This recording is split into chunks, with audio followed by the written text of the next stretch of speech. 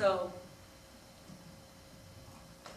in summing it up here a little bit, QSA's on the consumer side as well as the provider side. We know our bodies well, we have really good information about what works and doesn't work. So I want to issue those QSAs to the provider and remind them about the table, or remind them that I need an interpreter, or remind them that I'm here to see them about a code, and we don't have to focus a lot of time on my disability. Another vision I have, real quickly, is how many of you gone to a physical therapist for anything, and you get home, and they write the stuff down for you, they draw these figures, and you get home, and you go, can't even figure, like, which end is up? And it's supposed to surround the way. It's supposed to circle around it. But I think in the better world, you get home, you log on, and there is a video of what they told you with voiceover so that you see it and you do it the right way. And you also have to log on to provide them with a journal. So you're reporting back to them what's working, what's not. I mean, it's not rocket science, but maybe it still is.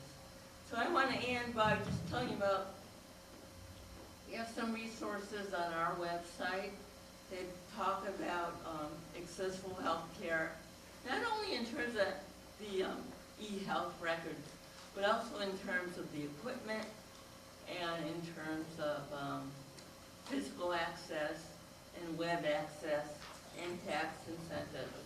So, time for lunch? Almost. Thank you very much.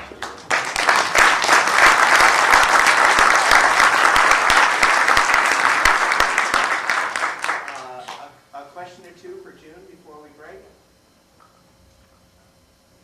Steve. With that, hear what you said with regard to disability. And I heard that you mentioned there are about, what, 67 definitions of disabilities.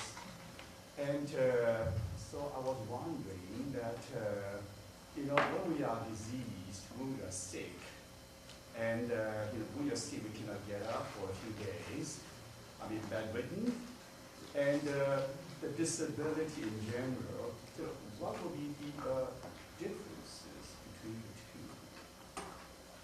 The differences between... In other words, when I'm sick and very, very sick, and I'm bedridden, and I'm also, not only I am diseased, but also I'm disabled. I cannot function.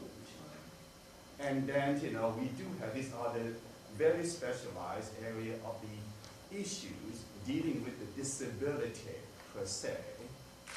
So where is the difference? Where is the disease ends and disability begin? That area. Well, a segment of the answer is, it blends. One doesn't end and the other begins. It's all interconnected, and it all has to be taken into account. And sometimes when I'm sick and have the flu, my disability will have nothing to do with that at all. And sometimes it may have everything to do with the treatment plan and the approach because of a number of factors. So, it's the good old answer, it blends and it depends. Samir. Thank you very much for an excellent presentation. I just want to give one piece of information. We have a doctoral student in our school here at CGU whose dissertation work is looking at web accessibility in the entire state of California. And he's looking at all the California State University system web pages.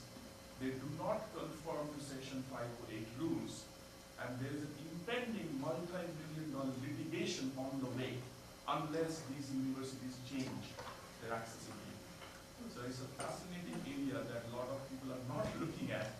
But and I think your point is good, and also remember that it's not just web access.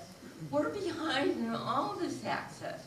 Hospitals are behind on their physical access and their equipment access, as are clinics. You know, a lot of these laws, ADA, they're self-enforcing kind of laws. You know, the enforcement is lags behind. And it's a continuing struggle and advocacy activity that we engage in to bring people up to speed on what their legal obligations are.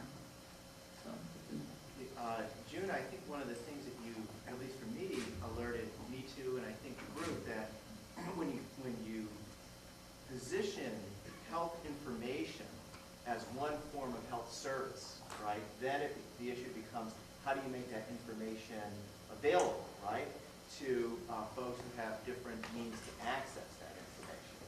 And so the electronic health record, while we may have, or the personal health record, envisioned it as a kind of, you know, a Google page, right, may work for some and may not work for others, right? And that's kind of a basic thesis, would you say, of what you're... right, and to remember that a lot of the access that we're talking about that will work for people with activity limitations will work for a much broader population where English is not the first language or there are no reading skills. So if they access that page, they can have it read to them as they access it. There's voice output that's automatically part of the page. Yeah, right. I should mention in passing that, and I have, that June and Brenda visited us, and we've been fortunate to have innovators from the whole Pacific Edge this morning, including locally. I especially appreciate June's practical approach. I'm a concept guy, so the first time we talked, she looked at me like, you know, what's real? And so I think you brought